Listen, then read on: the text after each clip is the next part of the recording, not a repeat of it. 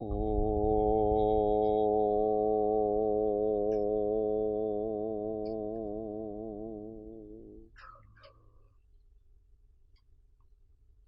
नमो अरिहन्ताणं नमो सिद्धाणं नमो आयर्याणं नमो उपज्जायाणं नमो लोये सव्वसाहुणम् एषो पञ्चणमुक्कारो सव्वपावपणासनो मङ्गलानं च सव्वेसिं परमं हवै मङ्गलम् ॐ नमो अरिहन्ताणम्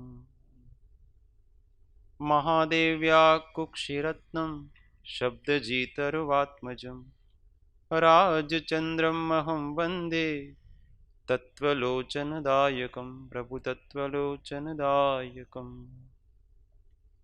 परात्परगुरुवे नमः परम्पराचार्यगुरुवे नमः परम गुरुवे नमः साक्षात् प्रत्यक्ष सद्गुरुवे नमो नमः।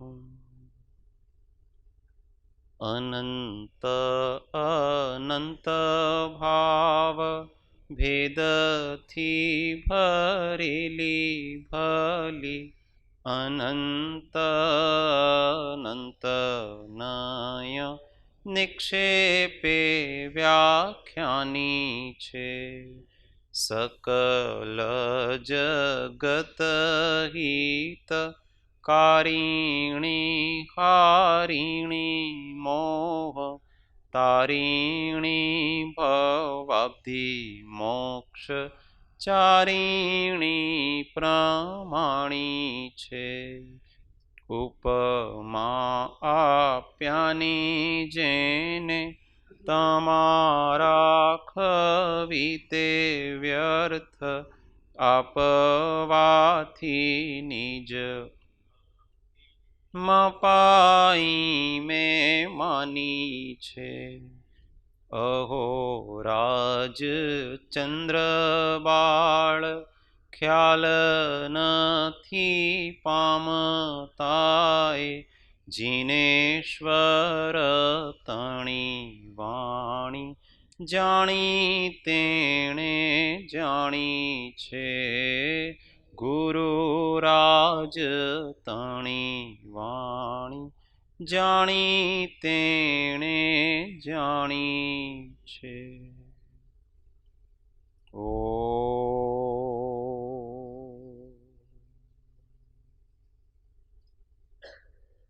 जय सद्गुरु जय जय।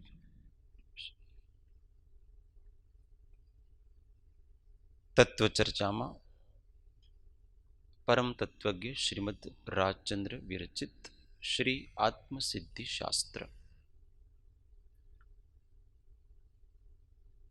गाथा नंबर 5 शुष्क ज्ञानी नु स्वरूप बतावे छे। बंध मोक्ष छे कल्पना भाखे वाणी मां वर्ते मोहावेश मां शुष्क ज्ञानी ते आई वर्ते मोहावेश मां शुष्क ज्ञानी ते आई। बंध मोक्ष छे कल्पना भाखे वाणी माही। बंध और मोक्ष दोनों कल्पनाएं हैं, वास्तविक नहीं है, ऐसा वाणी में कहता है।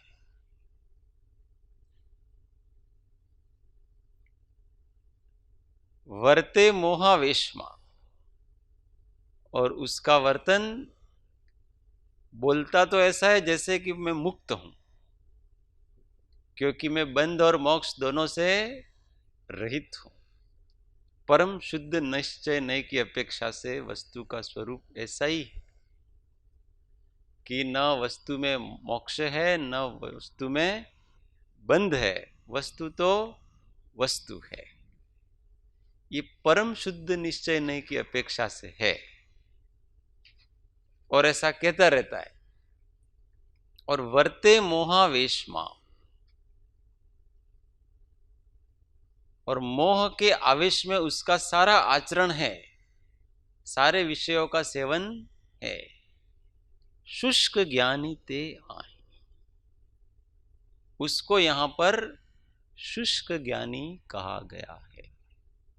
ये शुष्क ज्ञानी के लक्षण, अंदर से भाव का वेदन नहीं है और बाहर से केवल कहने में अथवा तो मानने में। शुष्क ज्ञानी की मान्यता ही झूठी होती है।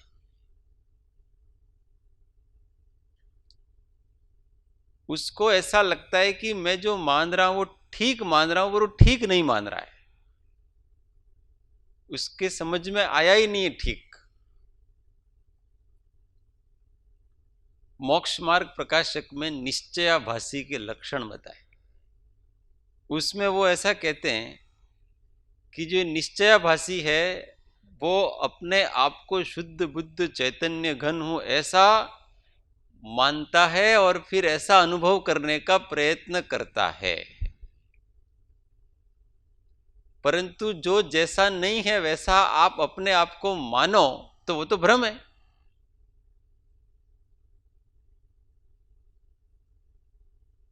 आप शुद्ध बुद्ध चैतन्य घन वर्तमान में नहीं है और आप उस अपने आप को वैसा मानते हो कि मैं शुद्ध बुद्ध चैतन्य घन सिद्ध स्वरूप आत्मा हूं, तो वो तो भ्रम है ना।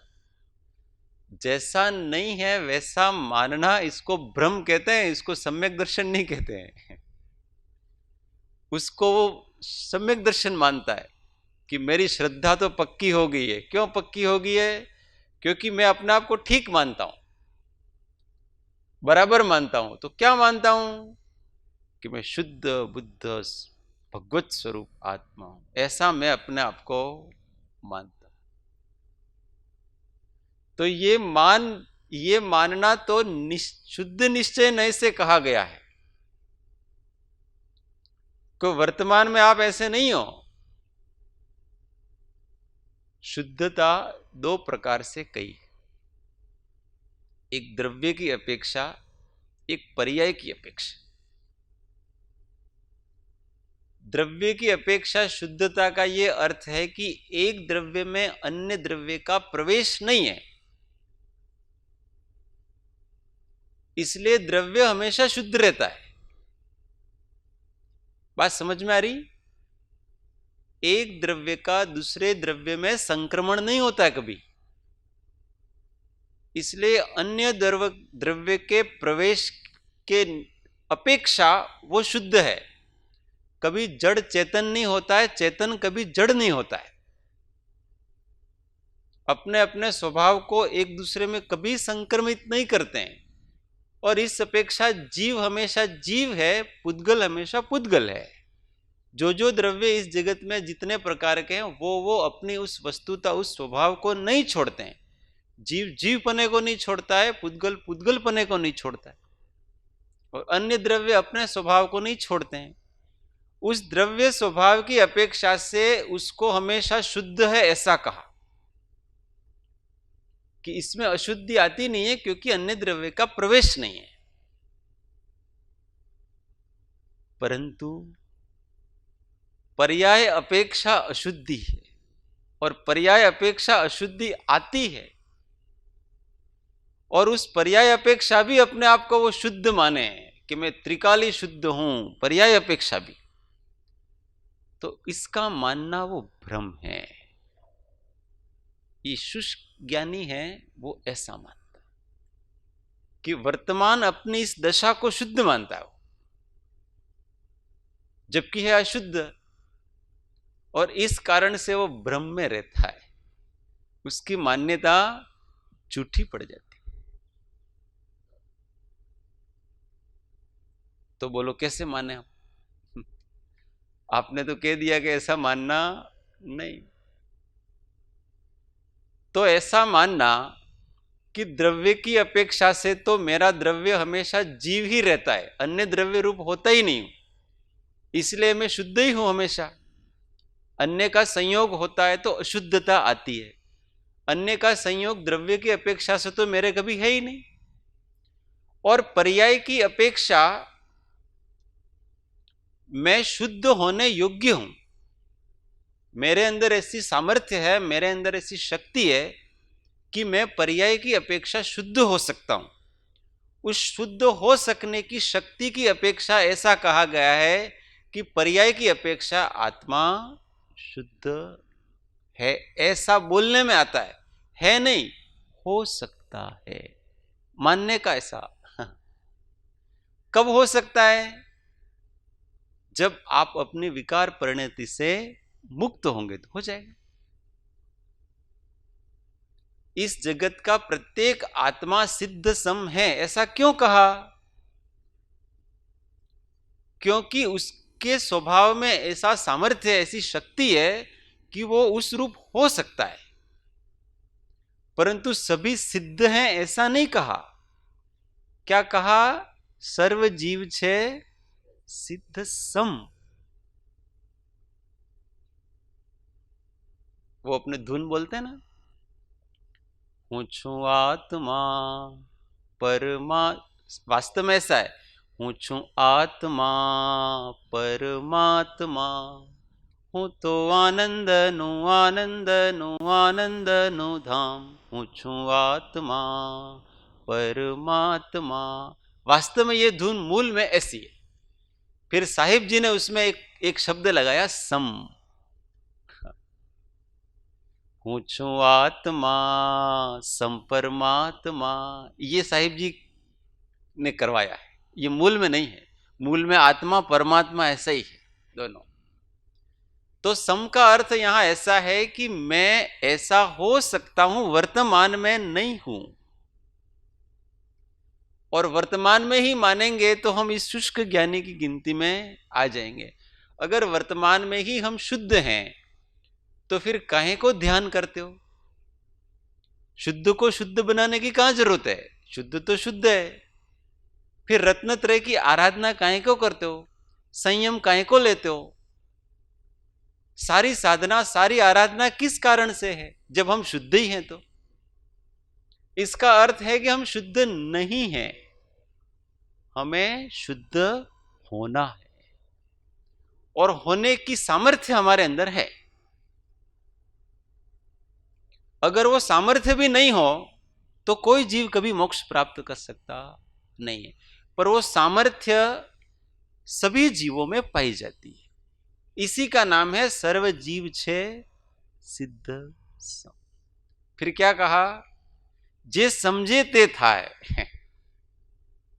समझना का मतलब मानना, ज्ञान करना और आचरण करना। उस चीज को जो इस तरह से समझता है, तीन प्रकार से, वो होता है। तो फिर प्रश्न यह है कि हम ध्यान करने बैठते हैं तो क्या विचार करना? ऐसा होता है ना, आपने तो यूं कह दिया कि हम तो अशुद्ध हैं, तो मैं अशुद्ध हूं, ऐसा विचार करना। विचार कैसे करना? तो विचार तो ऐसे ही करना है कि मैं शुद्ध बुद्ध चैतन्य घन आत्मा हूं। पर मान्यता में ऐसा रखना है कि वास्तव में अभी नहीं हूं, होना है इसलिए मैं याद कर रहा हूं। समझ में आ गई बात? दृष्टि ऐसी ये नहीं कहलाता है कि अंदर उसको अच्छी तरह से पता है। बोल तो क्या रहा है, शब्दों में क्या बोल रहा है कि हूं शुद्ध आत्मा छू, ऐसा बोल रहा है। पर जिस समय वो बोल रहा है उस समय उसके उपयोग में ऐसी स्पष्टता है कि मैं इस समय शुद्ध आत्मा नहीं हूं, होने के लिए मेरा ये प्रयत्न चल रहा है। क्योंकि मैं, जो मेरी योग्यता है, जैसा मैं स्वभाव से हूं, उसको जब हम बारंबार बारंबार याद करते हैं तो वो स्वभाव प्रकट होता है। जो अप्रगट है उसको बारंबार याद करने से वो प्रकट होता है। वो भाव हमको प्रकट करना है, अभी प्रकट नहीं है, और स्मरण करने से प्रकट होता है। श्रद्धा में तो एक बार में आ गया अपने को, मान्यता हमारी बराबर ठीक हो गई।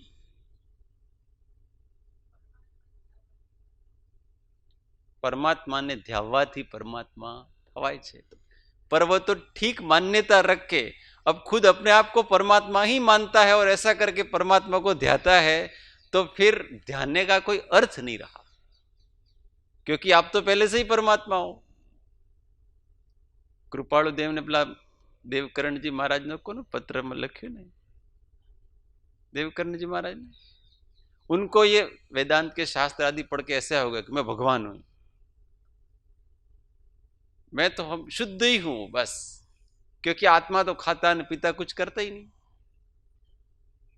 तो कृपाळु देव ने बहुत अच्छा जवाब लिखा कि सर्वजीव शक्ति अपेक्षाए सिद्ध समान भगवान समान छे, एमा आप पण भगवान समा हो छो, एमा कोई वांधो नहीं, एमा कोई प्रॉब्लम नहीं कि तमे पण भगवान छो एमा. पण ज्यां सुधी भगवतपणु प्रगट नहीं थाय त्यां सुधी सत्शास्त्र आदिनु सेवन आराधन अवश्यनु छे, क्योंकि अभी वो अप्रगट रूप से, प्रगट रूप से नहीं. ये समझना बहुत कठिन है, इतना कठिन है कि नए की दृष्टि को अंदर रखना भी सही और उपयोग में उस प्रकार का चिंतन भी करना और इसकी दृढ़ता भी करना, फिर कि नहीं मैं शुद्ध ज्ञायक आत्मा हूं, ऐसा बार बार दृढ़ता कर रहा है, फिर भी वो मान रहा है कि मैं अभी शुद्ध नहीं हुआ हूं. जब तक भी एक भी परमाणु बाकी है परद्रव्य का, तब तक मैं शुद्ध नहीं हुआ हूं, वो मान भी रहा है. तो क्लैरिटी हमेशा मानने में होनी चाहिए. हम बोल क्या रहे हैं उससे सम्यक्त्व का संबंध नहीं है, हम विचार क्या कर रहे हैं उससे भी सम्यक्त्व का संबंध नहीं है, हम मान क्या रहे हैं उससे सम्यक्त्व का संबंध है, क्योंकि मान्यता का नाम सम्यक्त्व है और सम्यक्त्व के बिना मोक्ष मार्ग चालू होता नहीं. इसलिए हमारा मानना बराबर होना चाहिए. जिस नए से जो वस्तु कही गई है उस नए से उसको उस प्रकार से स्वीकार करना और दूसरे नए को अंदर गर्भित रूप से दृष्टि में रखना, इसको अनेकांत दृष्टि युक्त एकांत कहते. सर्व अवस्था में हम अपने आप को केवल शुद्ध ही मान लेंगे तो फिर क्या होता है, वर्ते मोहावेशमा, वो मोह के आवेश में वर्तता है, सब कुछ कर रहा है. आत्मा खातो નથી, પણ આ તો શું છે, શરીરને ટકાવવા માટે આપણે ભોજન કરવું પડે છે. ભોજન કોણ કરે છે? શરીર કરે છે, आत्मा નથી करतो. ऐसा होता है?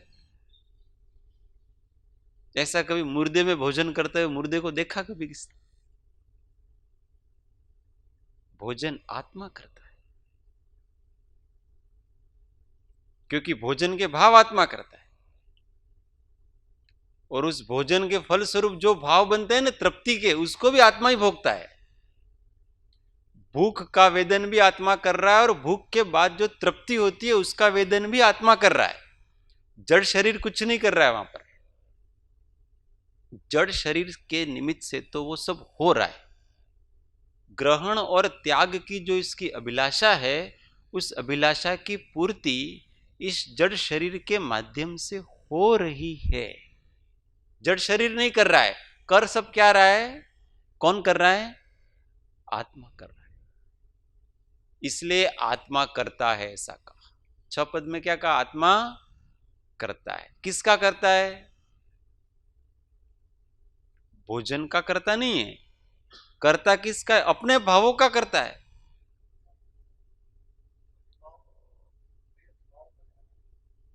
हाँ, वही तो विभाव परिणमन का करता कौन? आत्मा. रागादि कौन करता है? पुद्गल करता है. रागादि, रागादि पुद्गल नहीं करता है. और जब तक हम अपने आप को रागादि का कर्ता नहीं मानेंगे तब तक हमने अपराध किया ऐसा भी नहीं मानेंगे. और जब हम रागादि का कर्ता सब अपने आप को मानेंगे कि ये रागादि का कर्ता मैं हूं, ये अशुद्ध निश्चय नहीं. कौन सा निश्चय नहीं है? ये अशुद्ध निश्चय नहीं. परंतु निश्चय से, निश्चय लगाया बाद में, निश्चय का मतलब वास्तव में, अब अगर ऐसा करना हो कि रागादि का कर्ता कर्म है कि रागादि का कर्ता आत्मा है, इन दोनों में वास्तव में कर्ता कौन है? तो अगर वास्तविक दृष्टि से अगर हम उसको देखें तो वास्तव में कर्ता है वो आत्मा है। कर्म तो उसको उपचार से कर्ता कहा उसको, क्योंकि रागादि भाव है वो कर्म तो पुद्गल है ना, स्पर्श रस गंध वर्ण रूप है, उसमें रागादि करने का सामर्थ्य नहीं, वो कर ही नहीं सकता है। हाँ, वो करने में निमित्त हो सकता है मात्र, पर कर्ता कौन है? आत्मा। आत्मा में ऐसी वैभाविक शक्ति है कि वो पर का निमित्त पाकर के रागादि रूप होता है, हो सकता है, ऐसी शक्ति आत्मा की है। इसलिए उसका सारा कर्तापना का सारा बोझ है वो आत्मा के ऊपर है। परंतु शुद्ध अवस्था में अगर कर्म का संयोग नहीं हो, कर्म का निमित्त नहीं हो, तो निमित्त के बिना वो नहीं कर सकता है। इसीलिए निमित्त की अपेक्षा उसको क्या कहा कि कर्ता कर्म है। रागादि का कर्ता कर्म है ऐसा निमित्त की अपेक्षा से कहा, परंतु उपादान की अपेक्षा रागादि का कर्ता कौन है? आत्मा है। और वास्तविकता तो उपादान है, वो तो मात्र निमित्त है। उपादान है वो मूल कारण है, बाकी तो निमित्त कारण है। इसीलिए मोक्ष मार्ग प्रकाश में बहुत अच्छी तरह से लिखा कि जिस जिस प्रकार से रागादि कम करने के घटने का श्रद्धान हो, उस प्रकार से कार्यकारी है वो श्रद्धान। बाकी आत्मा का श्रद्धान तो कर लिया उसने कि मैं शुद्ध बुद्ध चैतन्य स्वरूप आत्मा हूं, और रागादि घटाने का श्रद्धान नहीं है, तो वो कार्यकारी श्रद्धान नहीं है उसका। आप केवल आपने वस्तु का स्वरूप जिस प्रकार से है उस प्रकार आपके ज्ञान में आया, परंतु यहां तो श्रद्धान का प्रयोजन तो रागादि को छुड़ाने का है। तो जिस जिस प्रकार से रागादि छोड़ने का श्रद्धान हो वो श्रद्धान कार्यकारी है, क्योंकि आपको वितरागता, आपको अपने स्वरूप की उपलब्धि तो उस प्रकार से होगी। वस्तु को समझ करके उसमें से अशुद्धि निकालने का पुरुषार्थ, ये यथार्थ श्रद्धान होता है। और अशुद्धि निकालने का पुरुषार्थ नहीं हो रहा, इसका अर्थ यह है कि आपका श्रद्धान बराबर नहीं।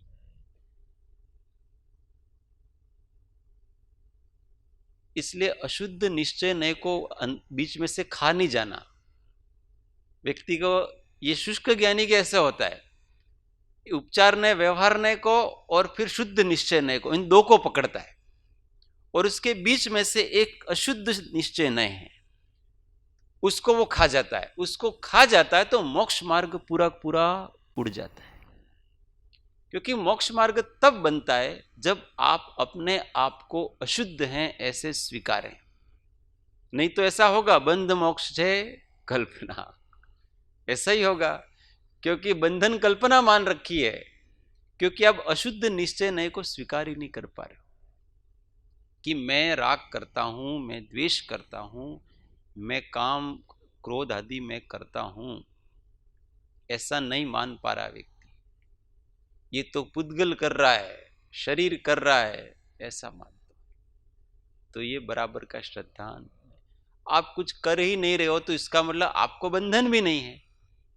अगर आपको बंधन भी नहीं है तो फिर आपको मोक्ष करने की जरूरत क्या है? फिर मुक्ति भी नहीं है, तो बंधन और मुक्ति दोनों से रहित हो गया। परंतु प्रत्यक्ष में तो दिख रहा है। भले आप ऐसा मानो कि मैं रागादि नहीं कर रहा हूं, फिर भी रागादि हो रहे हैं, और उस रागादि से उत्पन्न आकुलता का भी आप अनुभव कर रहे हो। कर रहे कि नहीं कर रहे हैं अपन? और इस कारण से हम बंध भी महसूस कर रहे हैं। अभी हम बंधे हुए हैं कि नहीं? अगर नहीं बंधे हुए हो तो हम कहां पर होते अभी? या तो सिद्धिशिला पे होते, अथवा तो चलो वो तो द्रव्य की अपेक्षा बताए, परंतु हमारे अंदर लोकालोक प्रकाशक केवल ज्ञान होना चाहिए था। अगर अभी हम बंधम में नहीं है तो अनंत आनंद होना चाहिए था, अनंत दर्शन होना चाहिए था, अनंत शक्ति होनी चाहिए थी, परंतु नहीं है, इसका अर्थ क्या है?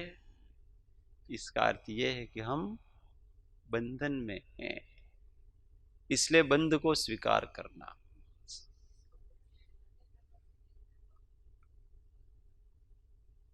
हाँ, ये वितरागता की स्पेशलिटी है।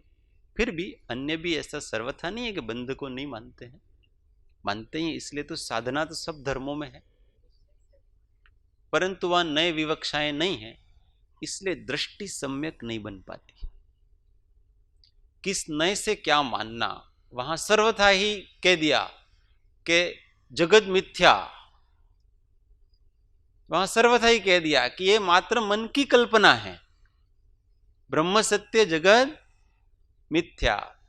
तो वस्तुता से वहां मिथ्या नहीं है, वो तो आपके मन में चल रहा है। सब ऐसा बोलते हैं कि ये सामने ये जो माइक है अथवा ये जो रिकॉर्डर है अथवा आप लोग सब बैठे हो, वो वास्तव में नहीं हो, वास्तव में मेरे मन की उपज है, ऐसा वहां बोलने में आता है, ऐसा मानने में आता है। और इस कारण से वो मिथ्या नहीं है, दृष्टि सम्यक दृष्टि नहीं है, वो मिथ्या दृष्टि इस कारण से है कि जो जिस अपेक्षा से है उस अपेक्षा से उसको स्वीकार नहीं किया। अपनी आत्मा की अपेक्षा, शुद्ध आत्मा की अपेक्षा, स्वद्रव्य की अपेक्षा आप सब नहीं है मेरे स्वरूप में। इस अपेक्षा से आप जगत मिथ्या, ब्रह्म सत्य, परंतु वस्तुता से ही उसका अस्तित्व ही मैं स्वीकार नहीं करूंगा कि आप लोगों का अस्तित्व ही नहीं है, वो तो मेरे मन की उपज है, ये सारा संसार मेरे मन में से पैदा हुआ है। तो ये मिथ्या दृष्टि है। आप आपकी अपेक्षा से सत्य है ना, आपका अस्तित्व है, इसका अस्तित्व है, इसका अस्तित्व है, सबका अपना अपना अस्तित्व है, कोई मिथ्या नहीं। और विकार भी मिथ्या नहीं। कभी कभी ऐसे कहते ये क्रोध आदि है वो सब मिथ्या है, मिथ्या भाव हैं। तो विकारी भाव हैं वहां तक तो ठीक है, परंतु ये मिथ्या नहीं है, झूठे नहीं है। झूठे तो अपने शुद्ध स्वभाव की अपेक्षा से कहा है, परंतु आप क्रोध को मानो ही नहीं कि क्रोध नाम की कोई वस्तु ही नहीं है, ये तो मिथ्या भाव है, झूठा है, कल्पना है। तो क्रोध कोई कल्पना नहीं है, मान कोई कल्पना नहीं है, माया कोई कल्पना नहीं है, लोभ कोई ये कोई कल्पना है थोड़ी है। पर शुद्ध निश्चय से ऐसा कहने में आएगा। वासना मात्र मई वै तत् सुखम दुखम च देखना, ऐसा कहने में आएगा कि वो वासना मात्र है, ऐसा कहने में आएगा। परंतु वो मिथ्या है ऐसा नहीं, वो नहीं है ऐसा नहीं है, उसका अभाव है ऐसा नहीं है। वो क्रोध है, क्रोध भाव है, जो भाव होता है ना वो होता है, उसका अस्तित्व है। तो हमारे अंदर अभी क्रोधादि का अस्तित्व है। उस अस्तित्व को जो नहीं मानता है वो मिथ्या दृष्टि है, विकारी भाव है। और यहां तो परद्रव्य भी नहीं है अभी, समझ में आया? क्रोध परद्रव्य नहीं है, क्रोध चेतन द्रव्य है। इसलिए तो 5 प्रकार के भावों में उसको स्वतत्व कहा, औदैहिक भाव को भी स्वतत्व कहा। वो परद्रव्य भी नहीं है, पर भाव भी नहीं है, इतना ही है कि वो विकारी भाव है, इसलिए उसको पर कहा है। पर कहने का अर्थ ये नहीं है कि वो अन्य द्रव्य है, अन्य द्रव्य का भाव है, ऐसा बिल्कुल नहीं है। पर कहने का यहां तात्पर्य यह है कि वो विकारी है, शुद्ध नहीं है। और शुद्ध की अपेक्षा से उसको शुद्ध नहीं है, इस अपेक्षा से ये मेरे आत्मा के नहीं है, क्योंकि मैं तो शुद्ध भावों से युक्त चैतन्य आत्मा हूं। उसका श्रद्धान कराने के लिए यहां उसको पर कहा है, पर उसको पर नहीं कह के विकारी है तो मेरा, परंतु मेरा स्वभाव अर्थात शुद्ध भाव नहीं। अब ये कितनी सूक्ष्मताएं हैं वस्तु तत्व को समझने में, इन सूक्ष्मताओं को नहीं समझें और पर हैं ऐसा करता रहे और फिर वो विषयों में प्रवृत्ता भी रहे, क्रोध करता भी रहे, और मैंने कहा किया। वो एक पिक्चर आई थी ना, कौन सी, ओ माई गॉड कैसे, कौन सी पिक्चर आई, उसमें सब भगवान को माने भगवान के ऊपर सौंप देते हैं सब, कि ये थप्पड़ मारा, किसने मारा, भगवान ने, तो उसने भी एक थप्पड़ लगा दिया, ये भी भगवान ने मारा है, सब भगवान की मर्जी से होता है। ऐसा ये सब कल्पनाएं ऐसा मानता है, तो ये काल्पनिक वस्तु नहीं है, सत्य है, यथार्थ है। और यथार्थता को जान करके अपने हमको प्रयोजन है वो सुख का है, शांति का प्रयोजन है जीव को। सुख कब मिलेगा, तो जब ये रोग रागादि विकार जाएंगे तब मैं सुखी हूंगा। इसलिए मुझे इनको निकालना है, और निकालना है तो फिर उनको अपने को मेरा है ऐसा करता रहूंगा, ऐसा ममत्व करता रहूंगा, तो मैं उससे विरक्त कैसे होऊंगा। इसलिए विरक्ति कराने के लिए कहा कि ये तेरा नहीं है। जब तक हम अपने घर परिवार अथवा इन वस्तुओं को मेरी है मेरी है मेरी है ऐसी कहते रहते हैं, तब तक हम उनसे वैराग्य नहीं आता है। इसलिए यथार्थ वैराग लाने के लिए अपने बेटे को भी क्या मानना, ये अपना नहीं है, तो वैराग आएगा, नहीं तो नहीं आएगा। और तब तो छोड़ सकोगे आप, नहीं तो मेरा है ऐसा कर चिपका के ही रखोगे आप। इसलिए इन रागादि को भी, ये यद्यपि मेरी संतति है परंतु फिर भी मेरी विकार परिणति है, मेरा नहीं है। ये विकार परिणति वो मैं नहीं हूं, ऐसा करके उसको छुड़ाते हैं। क्रोध मेरा नहीं हूं, क्रोध नहीं नहीं मान तेमज लोभ माया, छो नहीं करता न कारितान अनुमंता हूं करता नो नहीं। यहां तक कह दिया, मैं उसका करता नहीं। किस अपेक्षा से करता नहीं, शुद्ध निश्चय नहीं की अपेक्षा से करता नहीं, परंतु अभी तो हो ही रहा है। फिर करता न कार्यता, मैं कराने वाला भी नहीं, क्योंकि मैं तो एक ज्ञान स्वभावी आत्मा हूं ना। जब आप अपने आप को शुद्ध ज्ञान स्वभावी मानते हो तो शुद्ध ज्ञान स्वभाव में तो रागादि होता ही नहीं।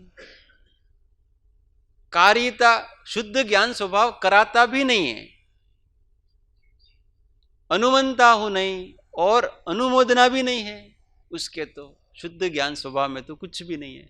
उस शुद्ध ज्ञान स्वभाव की अपेक्षा से ये सब कहा गया। परंतु हमारे अंदर जब तक राग हो रहा है, क्रोध हो रहा है, तब तक उसके कर्ता कौन है, हम हैं। हो रहा है फिर भी आप नहीं मानो तो ये तो मूर्खता जैसी बात है ना। ये बहुत गहन चीज है ये, इसका सम्यक रूप से इस चीज कोई मानने में नहीं आता है, कोई उलझता है व्यक्ति। यार समय सार में ऐसा कहते हैं, उधर दूसरी बात में नियम सार में कुछ और कहते हैं ना, फिर द्रव्य संग्रह में अशुद्ध निश्चय ने लगा करके कुछ और कहते हैं ना। आप एक बात हमको बताओ कि ये रागादि आत्मा के हैं कि नहीं, आप हमको स्पष्ट बता दो, ये आप उलझाओ मत। तो भाई वस्तु ही अनेकांतात्मक है, हम उसको एक तरह से कह ही नहीं सकते, आपको नए से ही समझा सकते हैं। शुद्ध निश्चय नय की अपेक्षा से आपके नहीं है, अशुद्ध निश्चय नय की अपेक्षा से आपके हैं। अब आपको जो करना हो करो इसमें। तो शुद्ध निश्चय नहीं है वो तो दृष्टि का विषय। तो दृष्टि में हमको ऐसा मानना है कि मेरी ये सब जो परिणति है वो विकार परिणति है, शुद्ध मेरी ऐसी योग्यता नहीं है, शुद्धता। परंतु फिर भी ये रागादि मेरे अंदर हो रहे हैं, इसका मतलब मैं कर रहा हूं, तो उसका कर्तृत्व भी स्वीकार करना। कर्तृत्व स्वीकार नहीं करेंगे तो अगर ये चीज अशुद्ध निश्चय नहीं को हटा दिया जाए और कर्तृत्व स्वीकार नहीं करे तो सारी साधना, प्रायश्चित किस लिए करते हैं। बहुत से जो शुष्क ज्ञानी होते हैं ना, वो ऐसा अंदर सोचते हैं कि ये क्रोध मैं करता तो नहीं हूं, फिर भी मैं माफी मांगता हूं। तो काहे को माफी मांगते हो? जिसको वस्तु बराबर पकड़ में नहीं आ रही ना, वो ऐसे ऐसे अंदर खेल खेलता है। पूजा आदि करता तो भी, मैं पूजा करने वाला तो नहीं हूं, भगवान मेरे तो नहीं है, परंतु फिर भी मैं आपको नमस्कार करता हूं। काहे को करता है? नहीं है तो मत करके किसने कहा तेरे को? तो जो है उसको स्वीकार करो कि क्रोध का कर्ता मैं ही हूं, और क्रोध का कर्ता मैं हूं, इसलिए मुझे माफी मांगनी है। कोई पुद्गल नहीं है उसका कर्ता, और कोई अन्य आत्मा भी उसका कर्ता नहीं है। मेरी आत्मा में यह सब परिणमन हो रहा है, तो ये न परिणति द्रव्यम तत्कालम तन्मयम इति प्रज्ञप्तम, कि जिस समय आत्मा जिस भाव रूप परिणत होता उस समय उस रूप ही होता है। जब आप क्रोध रूप परिणत हो तो सारा आत्मा द्रव्य गुण पर्याय सब क्रोध रूप है, और जब मान रूप होते तो सब द्रव्य गुण पर्याय सब मान रूप हैं, और जब शुद्ध रूप परिणत होता तो सारा आत्मा द्रव्य गुण पर्याय सभी शुद्ध रूप है। ऐसे अलग अलग नहीं है कि मेरा एक भाग तो हमेशा शुद्ध रह गया ना फिर पर्याय वाला भाग अशुद्ध हो गया, ऐसा नहीं होता है। द्रव्य सारा अखंड द्रव्य है। वो तो नए विभाग से अपेक्षा से कहा गया है कि एक श्रद्धा अपेक्षा अलग चीज होती है। हमेशा क्रोध रूप नहीं हो जाता है आत्मा, इसलिए 3 काल की अपेक्षा से उसको द्रव्य दृष्टि से ऐसा कहा कि इस समय भी जब क्रोध कर रहा है आत्मा, उस समय भी क्रोधी नहीं है। ये किस अपेक्षा से कहा? 3 काल की अपेक्षा से कहा है, त्रिकाली ध्रुव की अपेक्षा से कहा है। परंतु वर्तमान परिणति में तो द्रव्य भी क्रोध रूप है और पर्याय भी क्रोध रूप है। क्योंकि द्रव्य क्रोध रूप नहीं हो और पर्याय क्रोध रूप हो तो इसका अर्थ क्या होता है बताए? द्रव्य और पर्याय दो एक अलग पदार्थ है दोनों। तो ऐसा अलग तो है नहीं, द्रव्य में से पर्याय आती है, इसलिए जब द्रव्य अशुद्ध है तो पर्याय अशुद्ध है। परंतु 3 काल की अपेक्षा से इसमें अशुद्धि नहीं है, इसलिए जब ऐसा सम्यक दृष्टि जीव जब क्रोध हो रहा है उस समय भी मानता है कि मैं इस क्रोध का सहज ज्ञाता हूं, क्रोध करना मेरा स्वभाव नहीं है। इतना सारा अंदर क्लैरिटी जब होती है तब जाकर के सम्यक दृष्टि बनती। इसलिए अपने अंदर शुष्क ज्ञानीपना नहीं आए, इस चीज का अपने बहुत ध्यान रखें। और दूसरा भी, क्रिया जड़त्व भी फिर नहीं आए। अब यूं कह दिया कि अशुद्ध निश्चय नहीं से आप करता हो तो बस मैं तो क्रोधी हूं क्रोधी हूं क्रोधी हूं क्रोधी हूं, ऐसा ही नहीं मानते रहना। ऐसा रटन ऐसी माला करते रहेंगे तो कभी छूटेगा भी नहीं। तो भाई अभी हो रहा है अपराध है, इसका बहुत अच्छा शब्द का क्या उपयोग किया? ये अपराध है। अपराध अपराधी ही करता है, हम ही करते हैं, परंतु हमको अपराध से, अपराध को जान करके अपराध से मुक्त होना है, बस ऐसा श्रद्धा हमेशा रखना चाहिए। तो अपने आत्मा को संपूर्ण रूप से स्वीकार करना, द्रव्य गुण पर्याय सहित ये जैसा है वैसा उसको स्वीकार करना, और वर्तमान की जैसी दशा है उसको भी अपने को स्वीकार करना चाहिए। और स्वीकार करके फिर अपना क्या कर्तव्य बनता है वो कर्तव्य अपने को करना चाहिए। तो इस प्रकार से अपने शुष्क ज्ञानीपना बनेगा नहीं। कोई ने प्रश्न पूछो तो पूछ सके तो अंत में।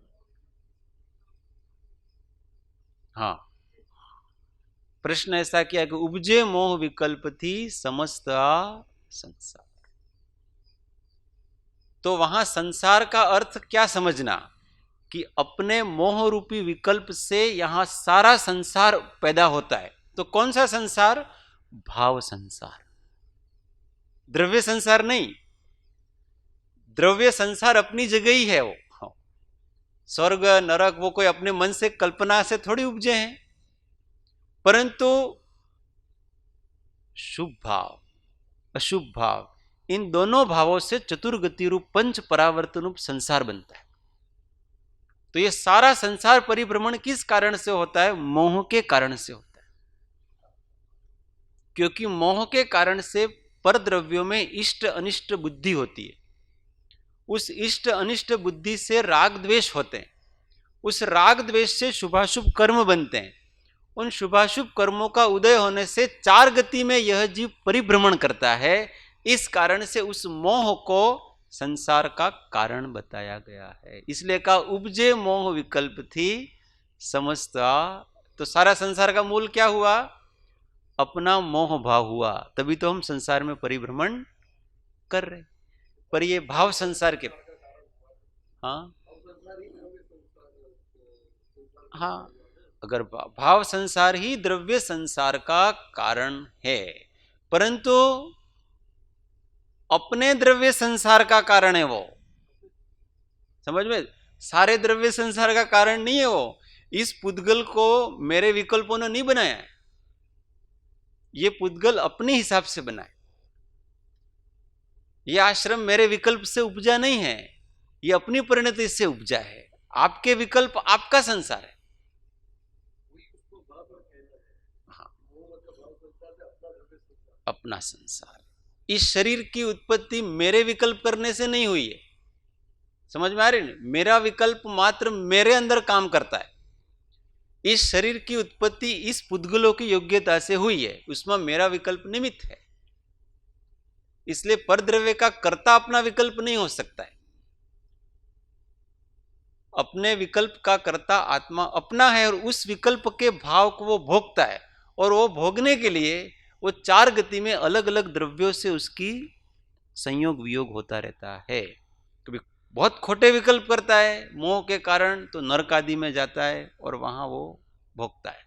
पर द्रव्यों के निमित्त से अपने दुख को, अपने मोह के भाव को भोगता है। स्वर्ग आदि में पर द्रव्यों के निमित्त से अपने जो अच्छे भाव किए थे उसके फल को भोगता है।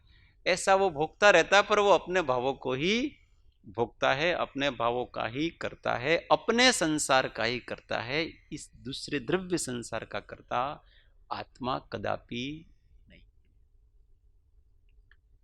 ऐसा वस्तु का स्वरूप जान करके अपने अंदर स्थिरता करो, अपने मानसिक संसार को नष्ट करने का प्रयत्न करें, दूसरे निमित्तों को नष्ट करने का प्रयत्न नहीं करें। ये इसका भाव।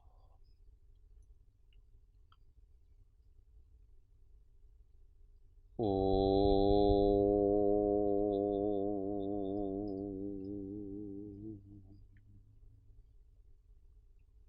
सुख धाम अनंत सुसंत चहि, दिन रात्र रहे ध्यान में, पर शांति अनंत सुधामय जे, प्रणमो पद तेवर तेजय।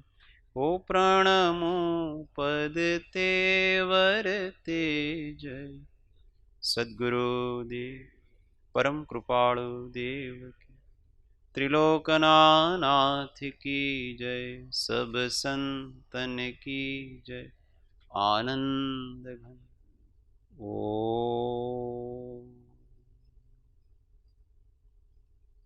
1 मिनट मौन। आत्म अनुसंधान।